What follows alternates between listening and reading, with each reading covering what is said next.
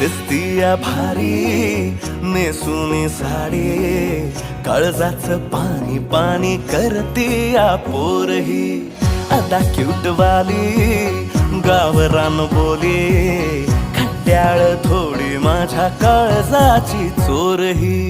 थोडं माझ्या पिरामात पड तू ग बाई, खुळ्यागत झाला मन तुझ्याच पायी.